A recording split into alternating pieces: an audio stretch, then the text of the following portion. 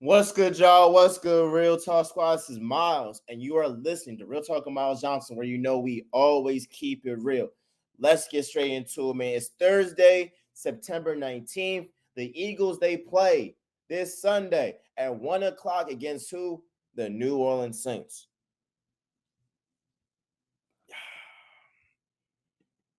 Man, I ain't gonna lie to y'all, dog. I ain't gonna lie to y'all. I got no faith in the Eagles beating the Saints. I'll say it again. I got no faith. I got no faith the Eagles are going to beat the Saints. I got in an argument with some of my friends, and I was telling them, I was like, the Eagles, they're not going to beat the Saints. Oh, you flip flopping. Don't be hype when we win. No, here's what's going to happen. In the event we win the game, I'm going to credit the players that proved me wrong. And I'm not talking about the offense, it's the defense. I got no faith in the defense. So when I say that I don't believe the Eagles are going to beat the Saints, it's not about Jalen Hurts. It's not about Saquon Barkley. It's not about Devontae Smith. It's not about the Eagles' offensive line. It's the defense. What has Maya Angelou said? Her famous quote: when somebody tells you who they are, believe in them. We're not Cowboys fans. We don't go into every season, doesn't matter what happens, and think that we're getting to the Super Bowl. I would argue that we are rational, that we believe, hey, like if certain stuff happens, if they work out in our favor, yes. Now, yes, before the season started, did I believe that the Eagles are going to make it to the Super Bowl? Yes, I did. But did I believe that this defense would be this bad? Did I think that Bryce Huff would be this bad? Did I think that Nolan Smith would be this bad? Did I think that Brandon Graham at 36, all credit to him, that he would be our best pass rusher? Did I think that Thomas Booker off the bench will be more effective than all of our defensive linemen who start? No, I didn't think that. I didn't think that. So guess what? As an analyst, as somebody who's a journalist, as somebody who dissects each game, you have the right to change your pick based off of the new evidence that you see. It's not flip-flopping, it's showing, hey, I'm not a fan page. This ain't Real Talk, the fan page. It's Real Talk with MJ. And I'm going to keep it real. I'm going to keep it a stack. I'm going to keep it a beam. That's what it is. That's what it is.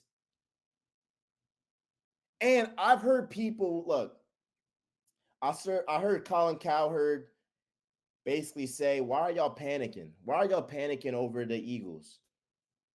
Y'all almost beat the Falcons. Wasn't this the same talk last year, though? Remember, we were 10-1, but we all were saying, look, this offense, the play calling ain't that good. The defense in spots isn't that good. We said that, but we still won games. The difference this year is that we actually lost a game in the second week that we should have won. That's the only difference. Let me say it again. Let me try to break it down again. Last year, a lot of the Eagles' issues, we swept it under the rug, me included, because I was like, we're 10-1. We're undefeated. We're winning this game. We beat the Bills, beat the Chiefs, beat the Dolphins. But later on in the season, we got exposed for who we truly were. A top 5 offense and a bottom 5 defense. That's not a recipe to be a Super Bowl contender. Oh, not to mention that Nick Sirianni without Shane Steichen is a bum. So now we're going into this season. Week 1, the Eagles could not get to the passer. Even going into the Falcons game, I gave the Eagles defensive line the better. I was optimistic about them. I gave them the benefit of the doubt. I said, look, maybe that field was slippery. Everybody was falling. I'm going to give the defensive line the benefit of the doubt. But then you face Kirk Cousins. You face Kirk Cousins, and the guy can't move. The guy can't run at all. He's missing throws. He had a wide open Ray McCloud. He looks right at Drake London. That would have been a touchdown in the first quarter. Troy Aikman called that right there. So you're playing a Kirk Cousins who's not at 100%.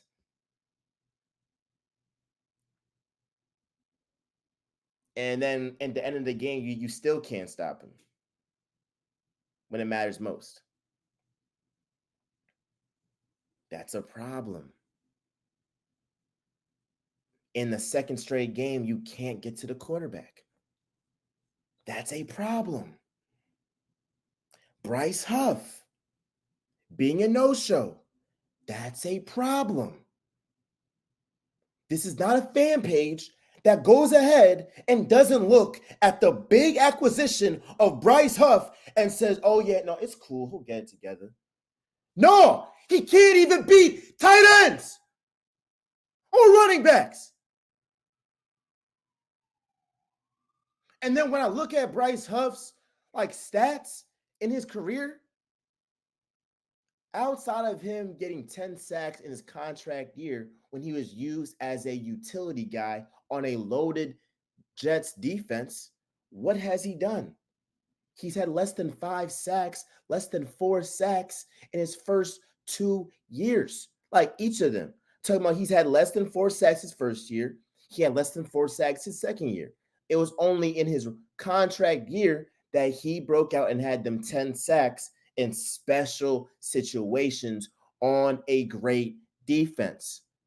But Bryce Huff has not shown us that he can be that number one guy like Haason Reddick was. The only way I'm going to be optimistic of the Eagles moving forward is if Howie Roseman realizes he made a mistake in getting Bryce Huff and trading away Haason Reddick, and hell, gets Haason Reddick back. And I'll say this, I think Haason Reddick should go back to Philly. He should be traded back to Philly. It's a win-win on both sides. I would rather trade for Haason Reddick just to have him for this year and let him walk away. Because at least we're trying with this defensive line. At least we're trying. And for Haason Reddick, that would be appealing because let's say Haason Reddick comes back to the Eagles and he changes what we know of this defensive line to be. Let's just say Haason Reddick makes his defensive line formidable again. That makes his stock go up. I would assume that he will be in line for a big payday if he was known as the guy that turned this defense around. So I would encourage Howie Roseman to get on the phone with Joe Douglas and get Haason Reddick back. And then I would tell Haason Reddick, hey, if you're able to turn around this Eagles defense, oh my gosh, you're going to be in line for a big payday, brother. Because I don't know who can turn around this Eagles defense. It's not good. It's not good.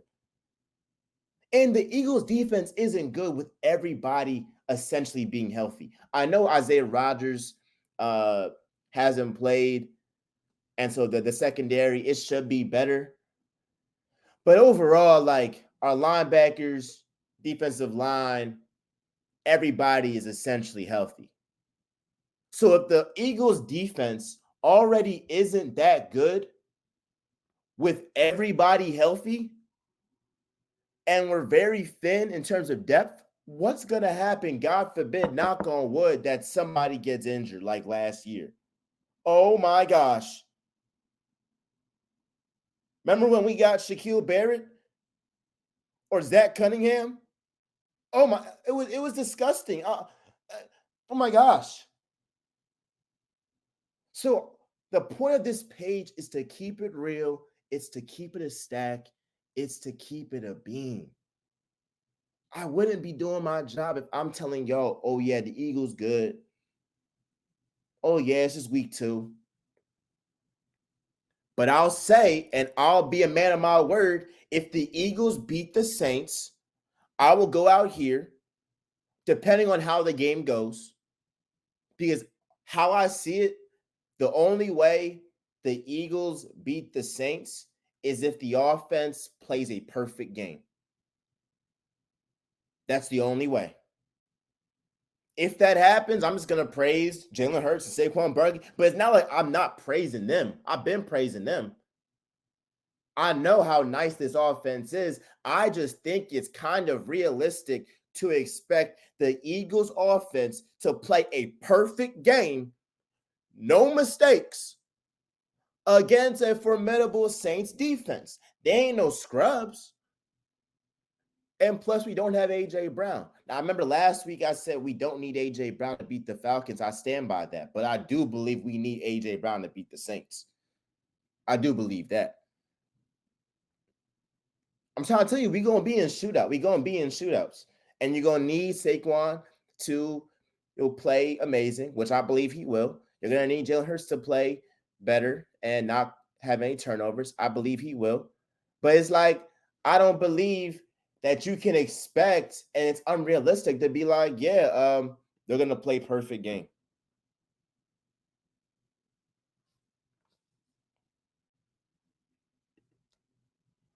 It could go really good or really bad. I'm leaning towards really bad. I am. And I know that it'll be people that say, Miles, you're flip-flopping, but you have to at least be objective when you have a platform and be like, look, this is what I saw. This is what I see from a Saints team who, under Clint Kubiak, I mean, is scoring some of the most points we've ever seen in the first 2 weeks. The only way it doesn't go really bad is if this offense puts up 30 points. That's the only way. It's the only way. Calm down. It's too early in the season. Things will change. I want you to answer this question. What can change with the defense? Do you when you say things will change, do you expect Bryce Huff to be Haason Reddick? Do you believe that? Do you believe Nolan Smith will be better? Now, I think he'll be better than what he has shown. But do you expect him to be like our second best edge rusher? Consistently get to the quarterback? I mean, we had a running back deck cuz. I hope y'all seen that, John.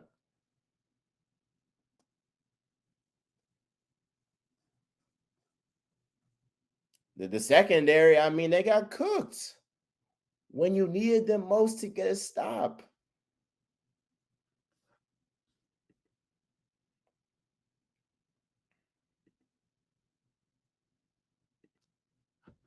Cincinnati 0-2. Fans should be scared.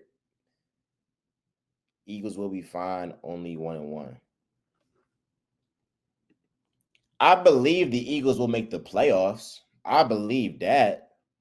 But Super Bowl, I don't believe that. I don't believe that. But the only saving grace, the only thing that's saving us right now are the injuries to the 49ers, are the injuries to the Packers with Jordan Love and him not being 100%, is the Lions not playing up to expectation. It's the fact that the Cowboys are the Cowboys. And I'll say this, although I do respect the Saints this weekend, they haven't earned my respect to make a playoff run, or the Bucks either. They haven't. So I'll say, like, it's not like it's a heavy juggernaut that's 100% healthy, playing amazing in the NFC right now. I'll say that. I agree with that.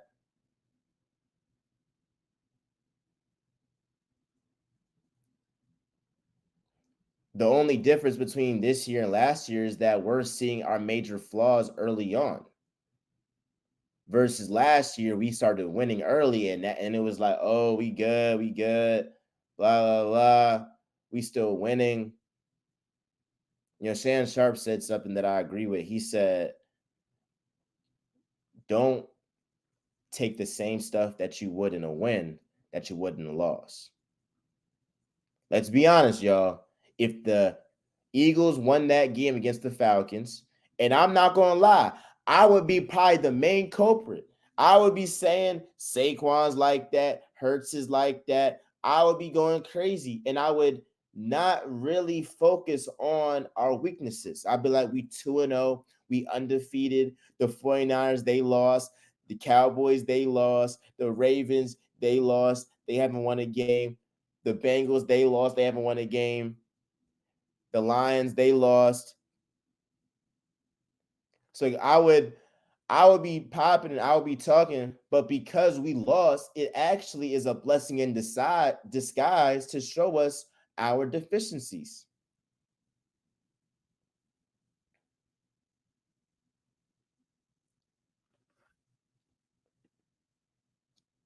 Cincinnati 0-2, Eagles 1-1. Which one worse?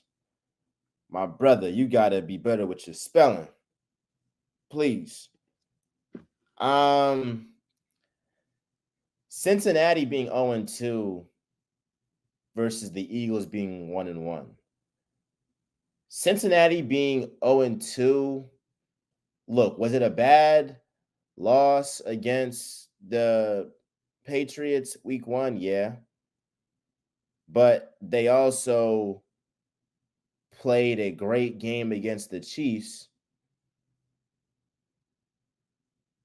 And context always matters. I mean, you talk about they almost won if it wasn't for a PI. That you could argue, do you call that in that moment or do you let them play out? Because at the same time, it was like Avonte Maddox, he didn't had a PI. If that was against the Chiefs, I mean, what is he talking about? You feel what I'm saying? So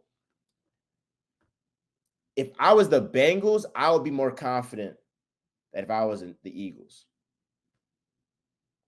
Because I would still be like, T. Higgins ain't here. Jamar Chase missed a lot of training camp. Now he's getting acclimated, all of that. Our defense ain't trash.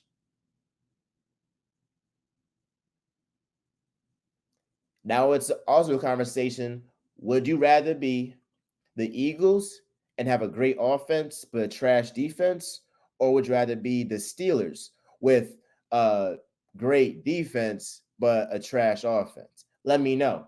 I would rather have the Eagles with a great offense and a trash defense. I would rather have that. But that's essentially where the Eagles are. It's like you're gonna be kind of in that Steelers kind of like category where it's like, you're going to lose games because of your defense. Same way how the Steelers, once they play formidable opponents, they're going to lose games because they simply can't score enough points.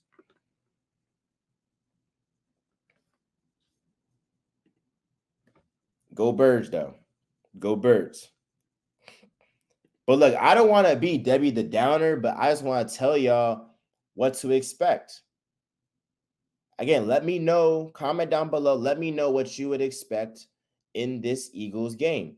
Do you expect them to go ahead and beat the Saints? And if you do, I need to know what you see in this Eagles team that they can bounce back from a loss like they did against the Falcons, and what you think they can do to win. I'll say it right now, and then y'all comment down below what y'all think. What they can do to win is through the offense. Saquon Barkley and this offense has to control the time of possession. You have to let this defense be on the field the least amount of time as possible. That's facts. You don't want them on the field at all. So that's one thing there. Obviously, Jalen Hurts, although I'm not going to blame him for that turnover. Being objective, was that the best decision? No. I just can't bring myself to criticize Hurts for that turnover against the Falcons because we should have never been in that position to begin with. but Hurts definitely has to just take care of the football. I'm looking for Dallas Goedert and Jahan Dotson to be involved in the offense. I think it's malpractice that A.J. Brown is out and you don't use Dallas Goedert. That is malpractice. I'm looking at Kellen Moore. I'm looking at Jalen Hurts. I'm looking at Nick Sirianni, who has said he's not in this offense. I don't believe that. I don't believe that. But I'm looking at Dallas Goedert to show us why he is a top 7 tight end in this game, which I believe he is. And he has the full capability to go ahead and show us why he is still an explosive weapon and has always been the security blanket for Jalen Hurts since his rookie year, since he first got to the league. Jahan Dotson, he has talent.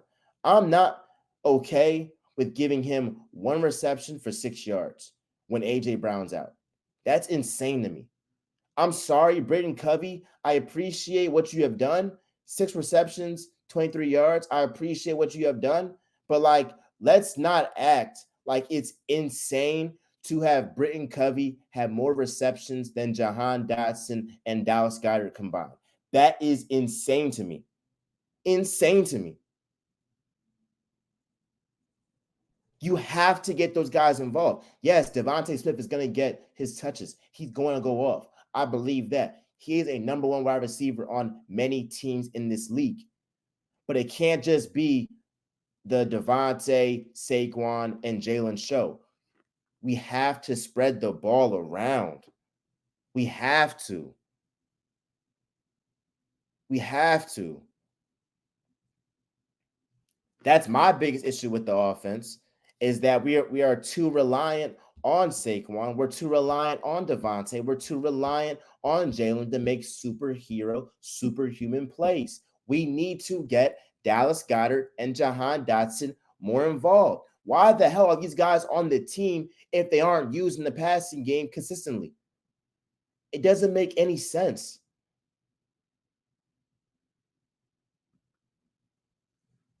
This is the perfect time to boost the confidence of Jahan Dotson because when A.J. Brown comes back, he ain't finna get no touches. That's just how our offense works. We're not finna get no touches to Jahan Dotson. Not with A.J. Brown. But maybe if Jahan Dotson gets some opportunities, then we can go ahead and trust him more when A.J. Brown comes back.